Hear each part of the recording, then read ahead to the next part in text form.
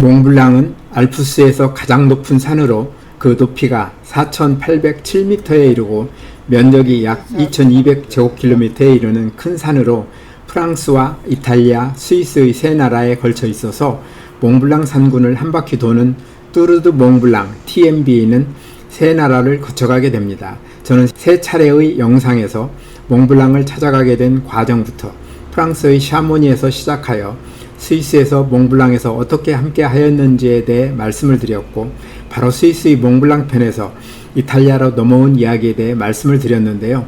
이번 영상에서는 이탈리아에서의 몽블랑, 곧 몬테비앙코에 대한 이야기를 이어가려 합니다. 이번 영상에서 담을 이야기는 뚜르드 몽블랑 TMB, 곧 몽블랑 트레킹 일정으로는 몽블랑의 주 봉우리 곁으로 나란히 서 있는 봉우리의 산 허리를 따라 이동하는 4일째와 이탈리아에서 국경을 넘어 프랑스로 넘어가는 5일째 일정입니다. 이탈리아의 인기 있는 휴양지로 인구가 3,000명이 채 안 되는 조그만 마을인 꾸르마이어에서 하룻밤을 잘 보내고 기운을 차린 우리는 버스를 타고 북쪽으로 30분을 이동하여 발페레 계곡에 있는 아누바라는 곳에 내려 4일째 트레킹을 시작했습니다. 숲이 울창한 곳에서 출발하여 오르막길을 높이로 200~300m쯤 올라갔을까요? 1시간을 올라가니 보나티라는 이름의 예쁜 산장이 나왔습니다. 날씨가 시원하고 휴식을 잘 취한 덕분에 상쾌한 기분으로 올라갈 수 있었는데, 올라가는 길에는 예쁜 야생화들이 우리를 환영해 주었습니다. 보나티 산장 위에서 바라보는 그랑조라스는 참 아름다운데, 마침 이곳에서 기르던 하얀 소들이 풀을 뜯기 위해 몰려나오는 모습은 참으로 보기 좋았습니다. 이 산장은 이탈리아의 유명 산악인이었던 월터 보나티가 그랑조라스가 잘 보이는 해발 2025m인 이곳에 1998년에 지은 것으로 지금도 TMB 트레킹을 하는 사람들에게 제공되고 있습니다. 보나티가 그 많은 장소 가운데 이곳에 이러한 건물을 짓고 싶었던 심정을 조금은 이해할 수 있을 것 같았습니다. 아누바에서 시작하여 보나티 산장을 거쳐 꾸르마이어로 가는 4일째 일정은 제가 보기에는 TMB 일정 가운데 힘이 많이 들지 않는 매우 평이한 일정입니다. 처음 보나티 산장까지 오르막길은 높이도 별로 높지 않고, 보나티 산장에서 베르토네 산장까지는 대부분 오르내림이 많지 않은 평지에 가까운 길인데 길에 돌도 별로 없으며, 베르토네 산장에서 꾸르마이어까지는 급경사가 많아 편한 길은 아니지만 내리막길이라 조심해서 천천히 내려가면 체력 소모도 크지 않고 큰 문제가 없는 길입니다. 보나티 산장을 지나 베르토네 산장으로 가는 길은 길이 걷기에 어려움이 별로 없어 편한 것도 좋지만, 오른쪽에 그랑조라스 산의 멋진 경치를 계속 보고 걷는 것도 빼놓을 수 없는 장점입니다. 이런 이유로 길에서 만나는 사람들 얼굴에는 힘들어하는 기색이 거의 보이지 않고 매우 편한 얼굴들입니다. 산 중턱길을 따라 2시간 넘게 걸으니 오른쪽으로 보이던 그랑조라스의 정상은 어느새 모습을 감추고, 새로 나타난 몽블랑과 그랑조라스 사이에 있는 뾰족뾰족한 바위능선들의 경치도 참 좋은데, 이 바위능선들이 날이 맑으니 나타난 파란 하늘과 군데군데 보이는 구름과 잘 어우러져 멋진 경치를 연출합니다. 알프스라는 높은 산을 지나가고 있다는 느낌이 들지 않을 정도로 편한 길을 한참 걷는 사이에 오른쪽으로 드디어 몽블랑의 멋진 모습이 나타났습니다. 이탈리아 사람들은 몽블랑을 이탈리아어로 몬테비앙코라고 부른다는데, 샤모니에서 보던 몽블랑의 뒷모습을 이탈리아의 꾸르마이어에서 보게 된 것입니다. 바로 몬테비앙코입니다. 꾸르마이어의 산에서 보는 몬테비앙코는 샤모니에서 보던 몽블랑과는 분위기가 많이 달랐습니다. 반대편에서 보기 때문에 보이는 면이 다르기도 하고, 샤모니에서 볼 때는 구름에 덮여 있을 때가 많은 영향도 있겠지만 왠지 차갑고 신비로워 보였다면, 꾸르마이어에서 보는 몬테비앙코는 맑은 날씨 때문이었는지 밝고 멋있어 보였다고 해야 할까요? 정상 오른쪽으로 보이는 빙하도 훨씬 선명하게 보였습니다. 몬테비앙코의 멋진 모습을 보며 한참 걸어가는데 산 아래쪽으로 터널 입구 하나가 눈에 들어왔습니다. 몽블랑 아래에는 프랑스 샤모니와 이탈리아 구르마이어를 연결하는 11.6km 길이의 2차선 도로 터널이 있는데, 이 터널은 1957년에 공사를 시작하여 1965년에 준공되었다고 합니다. 보나티 산장에서 3시간을 걸어 1시가 조금 넘었을 때 우리는 베르토네 산장에 도착했습니다. 베르토네 산장은 해발 1970m에 위치하고 있어 평소에는 별로 더운 곳이 아닐 텐데 그날은 좀 덥다는 느낌을 받았습니다. 제법 운동을 한 상황이라 배도 고프고 다소 피곤하다는 생각도 들었는지 우리는 점심을 맛있게 먹고 가파른 내리막길에 들어섰습니다.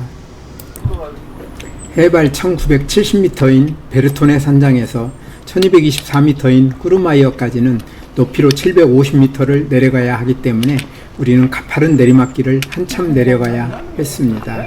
날은 좀 더웠지만 내려가는 길은 울창한 숲 덕분에 다행히 햇빛에 노출되지 않아서 조심해서 잘 내려갈 수 있었습니다. 2시간 동안 열심히 내려가 그날의 트레킹을 무사히 마무리한 기념으로 제 친구가 이탈리아식 아이스크림인 젤라또를 선물해서 모두가 맛있게 먹었습니다. 구르마이어에서 이틀째 밤을 잘 보낸 우리는 다음날 아침 5일째 트레킹을 위해 버스를 타고 서쪽으로 30분을 달려 라 비사유에 도착했습니다. 이날 일정은 해발 1670m의 라 비사유에서 출발하여 이탈리아와 프랑스의 국경이 있는 해발 2516m 꼴드라센느 고개를 넘어 해발 1864m 프랑스의 모테 산장까지 내려가는 것입니다. 이날의 출발 지점인 라 비사유에서 올라가는 길은 매우 편한 길로 시작되었습니다. 경사가 매우 완만하고 잘 다듬어진 포장도로를 따라 올라가는데 왼쪽으로는 빙하가도가 생긴 에메랄드빛 물이 계곡을 따라 흘러가느라 밝고 경쾌한 소리를 내고 있어 참 듣기 좋았습니다. 40여 번쯤 올라갔을까요? 올라가는 길은 거의 평지에 가까울 정도로 경사가 완만해서 편히 올라가는데 군데군데 호수가 나타나고 앞에 펼쳐지는 경치는 다양한 모습을 보여주고 있었습니다. 호숫가에서 낯선 시설이 눈에 띄어 자세히 살펴보니 전기자전거 충전기였습니다. 우리가 트레킹을 하는 동안 자전거를 탄 사람도 꽤 많이 만났는데 생각해보니 그 중에 상당수는 전기자전거를 타고 있었나 봅니다.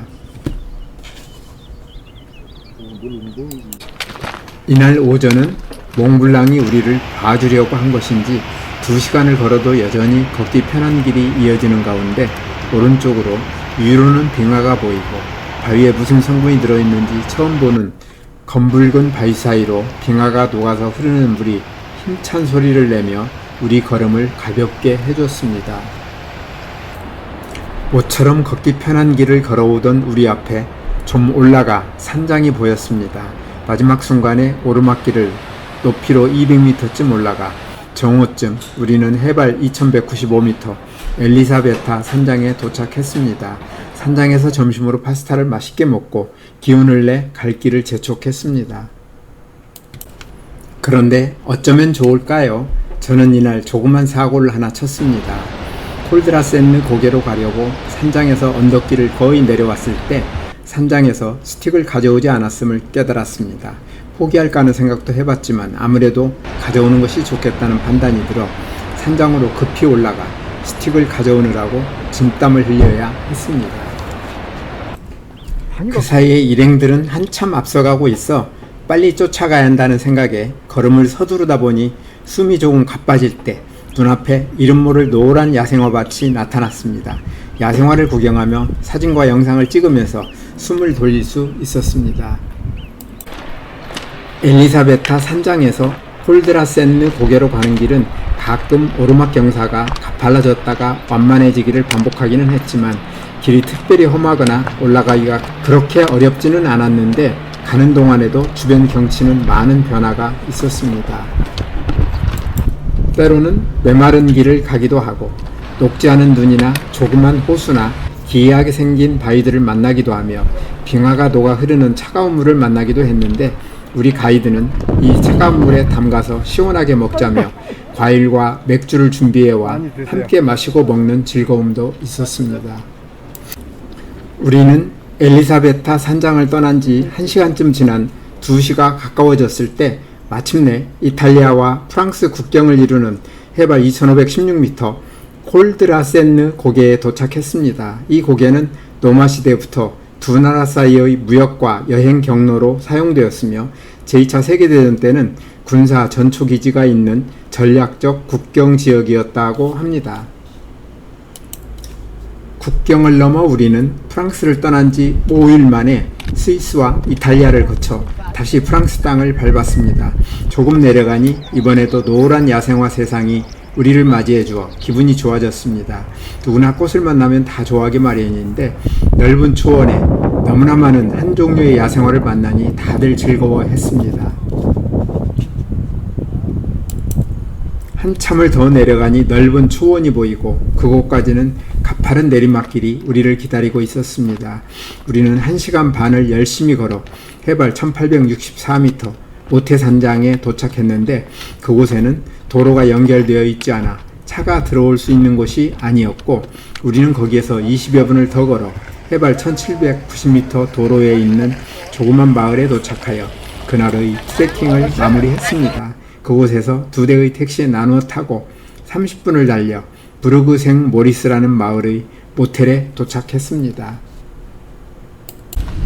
우리에게 최고의 기쁨을 주시려고 알프스의 아름다운 자연을 만들어 주신 분에게 제가 드릴 수 있는 최고의 감사를 드리며 영상을 마칩니다. 오늘도 끝까지 영상을 시청해 주셔서 대단히 감사합니다.